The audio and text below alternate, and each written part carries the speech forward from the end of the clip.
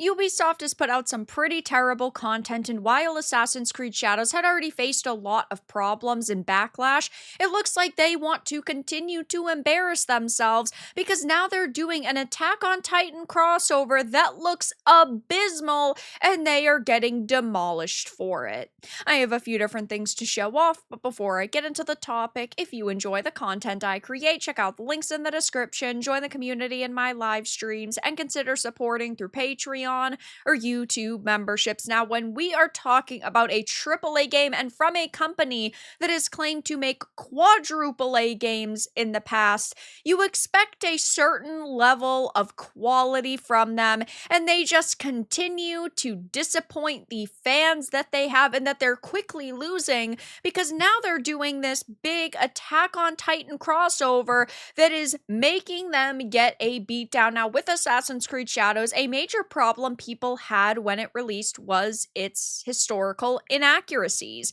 Ubisoft said that, oh, it's historically accurate and we did the best job possible and we brought in historians. And even though that wasn't really true and they didn't do their best job and it wasn't historically accurate, now there's no question about the criticism that we've had because obviously this isn't real, because the Assassin's Creed Shadows Attack on Titan crossover is going so poorly.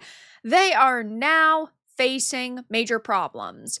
It says that the crossover is getting a kicking over the lack of Titan fights, atrocious cutscenes, and an ending pop-up telling you to go to the store and buy the outfit instead. Now, this is a time-gated mission and quest line because it's only around for, I think it is a month, the article will say in a second. And then you also have the fact that it looks so rushed and unpolished, and Assassin's Creed Shadows itself did look good. Like, the graphical level was good, but at the same time, pretty games should kind of be the norm at this point, unless you're intentionally trying to make your game look bad and maybe it's a silly, goofy game, whatever the case is. Most games should look aesthetically pleasing, and this just looks like it was rushed together, and it's no shocker. This is just what companies do now, is crossover, crossover, crossover. So it says, seemingly out of nowhere, the now 2-year-old Assassin's Creed Mirage was given a brand new story expansion last week, courtesy of the free Valley of Memory DLC, which added a whole line of quests and quality of life changes and a new region. Meanwhile, the latest entry, Assassin's Creed Shadows, now has added a free update featuring new quests that allow Noe and Yasuke to learn some of each other's skills, and more notably, a crossover with the anime series Attack on Titan of all things, which I am, first of all, appalled by the fact that they did this. The Call of Duties and the Fortnites, they make their bread and butter off of crossovers, and even though I don't like most of the crossovers, and I don't care about Travis Scott being in Fortnite, and I don't really care about, I don't know, Nicki Minaj being in Call of Duty, and I think the Seth Rogen editions are extremely cringe, but it makes a little bit more sense, I suppose, because in something like Fortnite, right, it's a complete fictional world, doesn't really matter. But in this case, they once claimed historical accuracy, and that was really how they were marketing the game, and they said that they had all these historians, yet now they're trying to, like, rebrand this game. I think it really does boil down to desperation. They probably had this crossover in the works. I would assume, actually, that they had crossover deals for games like X Defiant, but because that died, they still wanted to fulfill a contract, and so they ended up adding this quest and skins to Assassin's Creed Shadows because it's the only real game that survived. Of course, you're not going to have crossovers in Star Wars Outlaws. You're not going to have crossovers in Skull and Bones, but X Defiant was supposed to be the Call of Duty killer, and I would bet that they had deals that were in the works for it.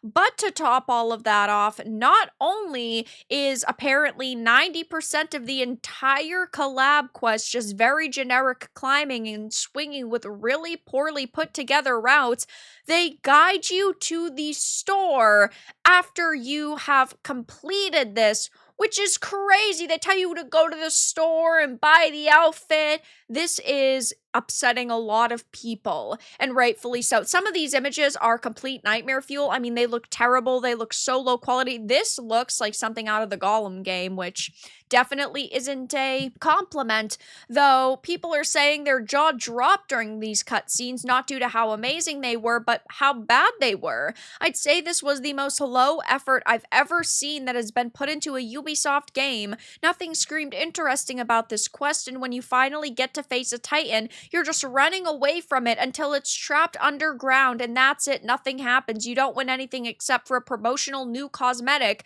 that costs $20. I wasted 30 minutes of my life completing this, so you don't have to endure it. I genuinely don't get it, how this update made it out of the door looking this low effort. The visuals, the mocap, the Titan design, the storytelling, none of it feels polished. It feels like they were told, oh yeah, by the way, you have to put out a big brand new quest in, I don't know, 3 weeks, and this is the best the developers could put together, because characters like Noe, right, who were in the base game, they look fine. Yasuke looks fine, but it's everything else that is supposed to do with this that just looks so genuinely bad. What the F is this? Ubisoft at its peak. And apparently they are also striking down videos on X that criticize the DLC. Not that I particularly care. I mean, if this video goes away, we'll take it step by step, day by day. Though, wow, I never expect anything good from Ubisoft. I always expect them to do the worst job possible. But the fact that we've gotten to the point where they feel confident enough to release something like this is so sad to see, because even though I don't like them as a company right now, I do love a lot of their series. I do love a lot of their characters, and I would hypothetically love for them to turn things around. Though when you see this and they're releasing content like this, and then they have the gall to say, by the way, you finished the content, you didn't really get anything out of it, go swipe your credit card for $20, it's so insulting. But this is also coming from the same company that recently defended microtransactions, saying that they can't afford to update games, and if you don't buy microtransactions, they can't give you DLC. Microtransactions, for all the flack it gets, it allows us to do the Isu stuff, the quest stuff, the parkour updates, all of it, LeMay Komoda said to IGN, arguing in favor of DLC. So they're saying if you don't swipe your credit card, you're not getting that content. We also know Ubisoft has argued in the past that putting microtransactions in single-player games make them more fun. Awful take. And you have a Ubisoft executive who said gamers need to get comfortable not owning their games for subscriptions to take off. Hey, if buying isn't owning, pirating isn't stealing.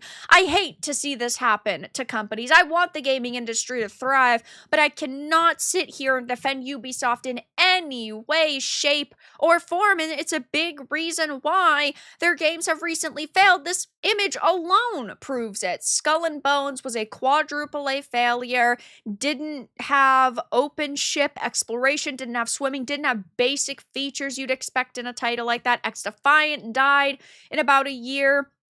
They didn't do anything good with that. Star Wars Outlaws had the largest marketing budget ever for a Ubisoft title, and that underperformed. And Assassin's Creed Shadows is a game that they claim is doing okay, yet we've also heard that out of the past 5 Assassin's Creed games to launch, or the modern games to launch, it had the highest budget, yet the lowest sales, and they refuse to release solid sales numbers, which definitely is a red flag. And if this is the best Ubisoft can put out, yeah, they are absolutely screwed. So I'll be keeping an eye on what they're doing and what they're up to. I cover Ubisoft very often, so if you're not already subscribed, make sure to do so. Check out the links in the description, everyone. Follow me on social media. Join the Discord if you are not already a part of it. If you enjoyed this video, give it a like, and if you didn't, give it a dislike. I appreciate your support either way, but I'll talk to you all again in the next video really soon.